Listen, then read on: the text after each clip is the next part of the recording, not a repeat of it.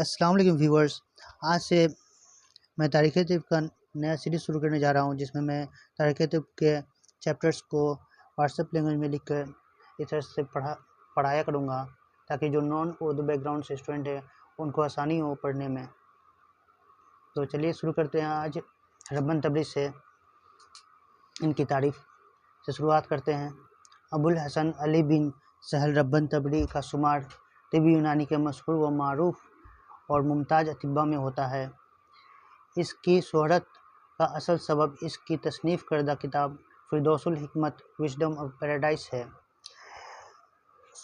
تو یہ کوشچن آ سکتا ہے ایگزام میں، جیسے کہ فردوس الحکمت کے تصنیف کردہ کون ہے، یعنی ان کے رائٹر کون ہے، فردوس الحکمت کے رائٹر کون ہے۔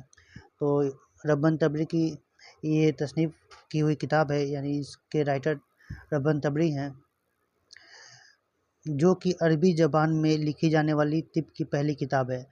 یہ فردوس الحکمت بک ہے جو اردو زبان میں لکھی جانے والی پہلی کتاب ہے، کیونکہ اس سے پہلے جو بھی کتاب لکھی گئی تھی طب سے متعلق وہ ٹرانسلیٹڈ بک تھی، یعنی دوسرے لینگویج کی بک تھی جس کو عربی زبان میں ٹرانسلیٹ کیا گیا تھا، اور یہی ایک پہلی جو کتاب ہے جس کو اوریجنلی یعنی فرسٹ ٹائم جو لکھا گیا تبھی اس کو عربک میں ہی لکھا گیا تھا، اس لیے ہی اس کو عربی میں لکھی جانے والی پہلی کتاب کہا جاتا ہے۔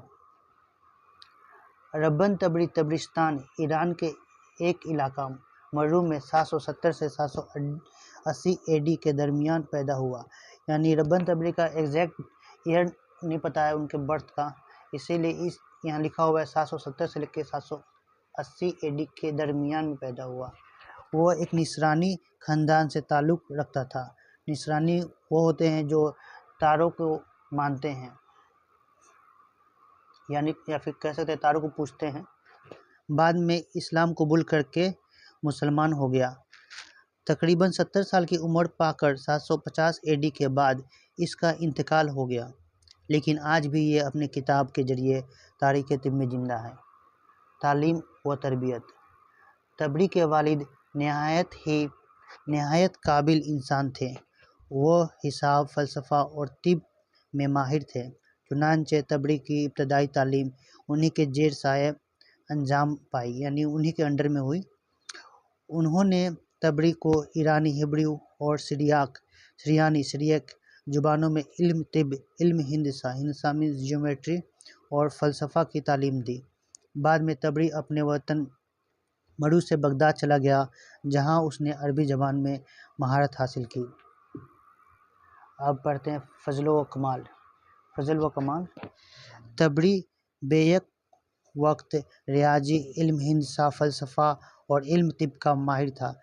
بیک وقت کا مینس سائملٹینیسلی یا پھر ایٹ دا سیم ٹائم، یعنی ایک ہی وقت میں وہ تینوں کا یہ نالج رکھتا تھا۔ لیکن بحیثیت طبیب اس کی شہرت کمال کو پہنچی۔ اپنی قابلیت کی بنیاد پر ہی وہ تبرستان کے گورنر کے دربار میں دیوان کے منصب پہ فائز ہوا۔ منصب یعنی عہدے پر فائز کیا گیا، اور جب بغداد پہنچا تو وہاں کے عباسی خلیفہ کے دربار میں منشی کی حیثیت سے کام کیا۔ لیکن تبری کی اصل فضیلت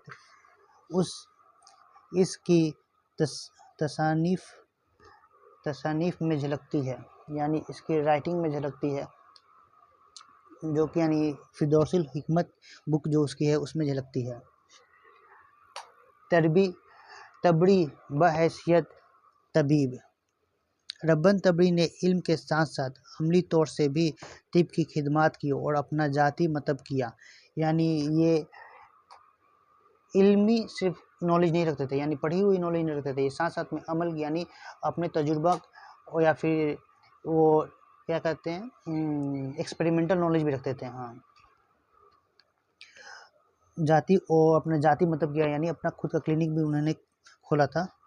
اپنی علمی قابلیت اور مہارت فن کی وجہ سے بہت کم عرصے میں ایک طبیب حاجی کے طور پر جانا جانے لگا۔ طبیب حاجی مینس اسکلفل فزیشین۔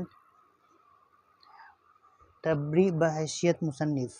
بحیثیت مصنف تبری کی شخصیت لاجواب ہے، لاجوال ہے، لاجوال، جوال مینس ختم ہو جانا، لاجوال مطلب جو ختم نہیں ہو سکتا، یعنی ان کا شخصیت، یعنی ان کی شخصیت ختم نہیں ہو سکتی، ایسا مصنف۔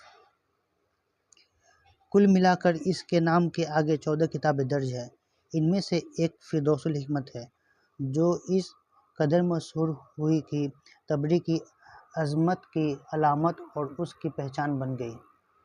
تو فردوس الحکمت ربن تبری یہاں ختم ہو گیا، اور ہم لوگ اس کے بعد فردوس الحکمت پڑھیں گے۔